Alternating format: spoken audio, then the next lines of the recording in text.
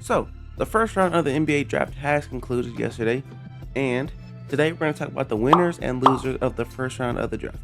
First, let's start with the winners. First team that I'm going to talk about is the Spurs. The Spurs won the draft. You got Dylan Harper, a great player, amazing player. Him and Wemby are going to be insane. But at pick 14, you let Carter Bryant fall into the Spurs' lap. Now that they made these picks, they are a contender. De'Aaron Fox, Stephon Castle, Dylan Harper, Carter Bryant, Wemby. There's even more players that I haven't named. They have Devin Vassell and all these other pieces. The Spurs are in a great place, amazing rebuild. The next team that won the draft is the Hawks.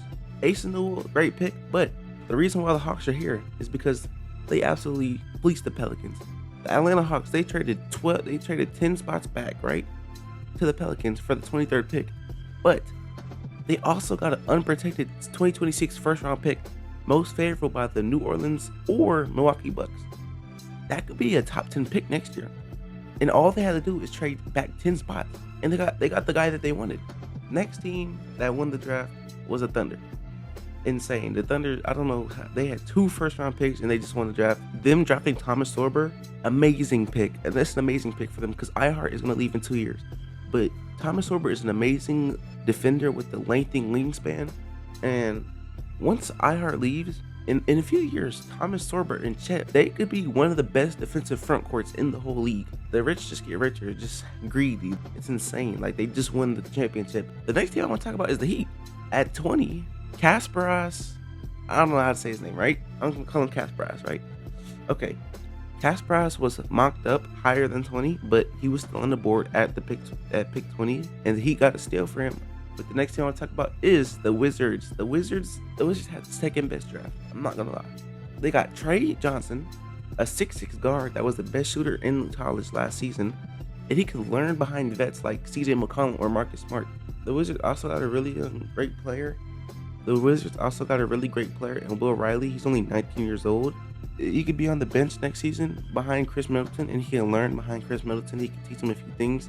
That's why I think the Wizards are winners. They got really young players, really young, great players that can learn behind the vets that they have right now, and they could be really good in the future.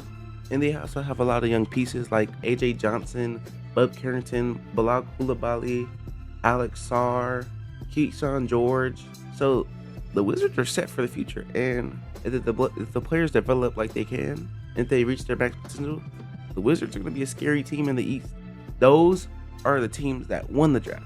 So, let's talk about the losers of the draft. First, the Pelicans.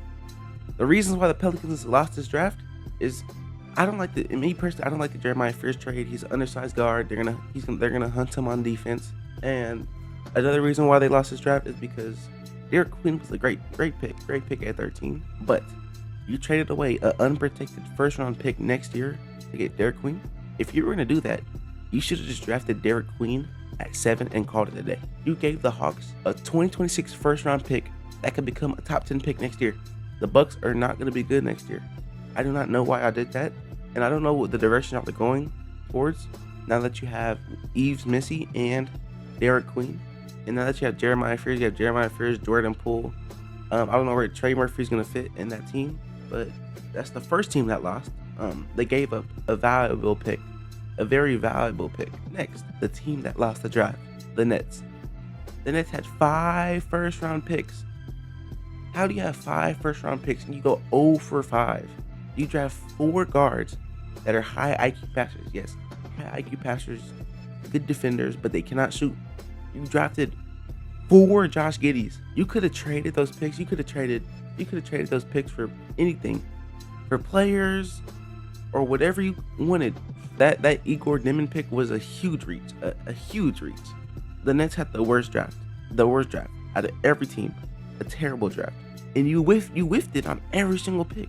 I don't know why you need 4 guards. Like, they honestly cooked up one of the worst drafts that I ever seen. They didn't capitalize on any opportunities to make a trade. The next thing I'm going to talk about is the Blazers. The Blazers, they drafted Cedric Coward, and they immediately traded him away to the Grizzlies. But next, I've never watched this guy. I don't have enough film on this guy. But Yang Henson, insane reach. That is a crazy reach.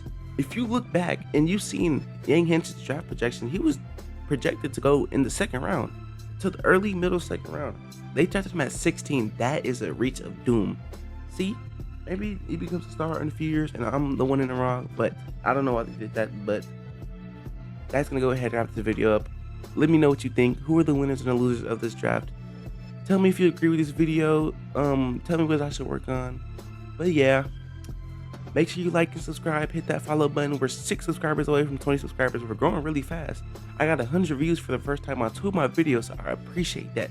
But I'm gonna catch y'all boys later, and I'm out. Peace.